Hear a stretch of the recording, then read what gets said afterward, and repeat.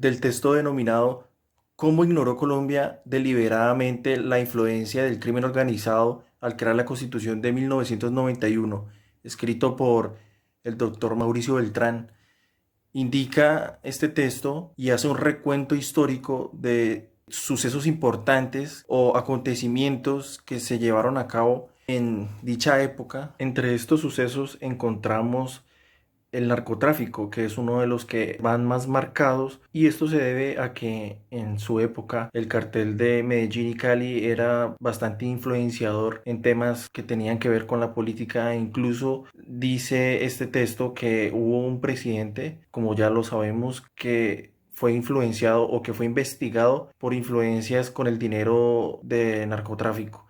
Pero aunque fuese una investigación que conoció la mayoría del mundo, quedó impune. Y esto se debe al mal procedimiento que se realiza en las diferentes ramas del poder público en Colombia. Así que podemos atrevernos a decir que la Constitución del 91 fue una de las formas de Colombia avalar el crimen organizado, además de consolidar la ilegalidad como forma de interacción ciudadana. Y esto ha sido la causa y el efecto de la inestabilidad y también de la inseguridad que gobiernan las esferas públicas y privadas de los colombianos. Entonces este libro nos menciona que este fue un hecho que fue deliberadamente omitido por los constituyentes del 91.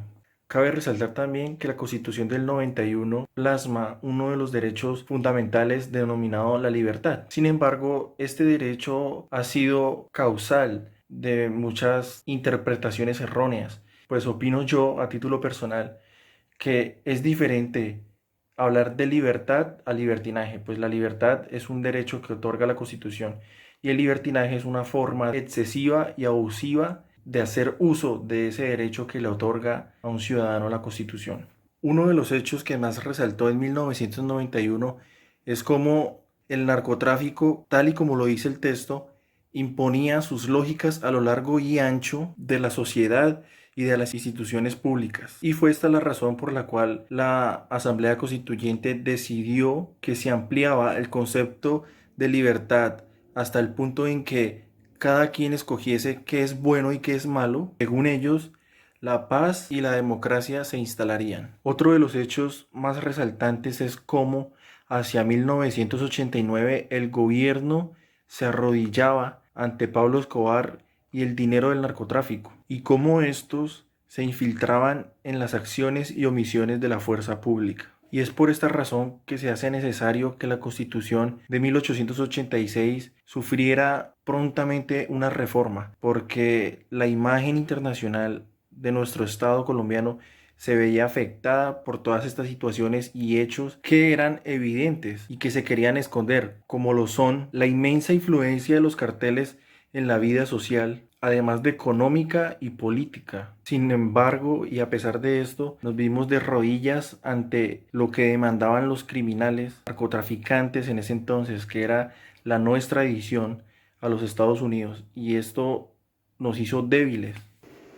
Muy buenos días, doctor y compañeros. La lectura del texto del documento de cómo ignoró Colombia deliberadamente la influencia del crimen organizado al crear la Constitución de 1991 hace un recuento histórico de cómo ha sido manejado Colombia en un principio por los partidos conservador y liberal y de la influencia que ha tenido en esto el narcotráfico. Bueno, me parece interesante la postura crítica del autor al dejarnos ver cómo con la creación de la Constitución del 91, en el cual se establecen tantas libertades y derechos, influye de manera pues negativa en el desarrollo y en el cumplimiento de las leyes, de las normas, puesto que hablando del derecho del libre desarrollo de la personalidad,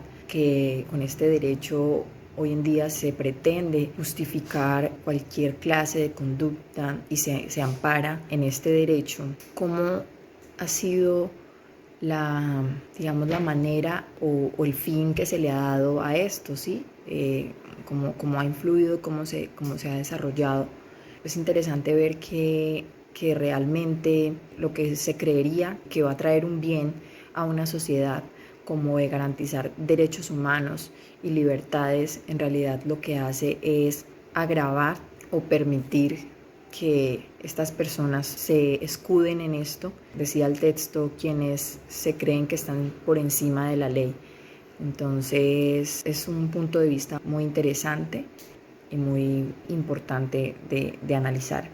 Buenos días, les voy a hablar respecto al crimen organizado. El crimen organizado tuvo su origen cuando los campesinos pobres encontraron una forma más lucrativa en la siembra de marihuana que en la siembra de cultivos legales. Alrededor de los años 70, el crimen organizado tuvo su furor, tuvo su tendencia, por decirlo así, ya que en los Estados Unidos se puso de moda el consumo de cocaína. Entonces aquí los grupos al margen de la ley fue donde aprovecharon para iniciar su red de narcotráfico. Alrededor de los años 80 nacen dos grupos muy importantes dentro del narcotráfico, como lo son el cartel de Medellín y el cartel de Cali, que eran grupos enemigos, eran grupos opuestos, que operaban en el mismo sentido, que era exportar droga al exterior.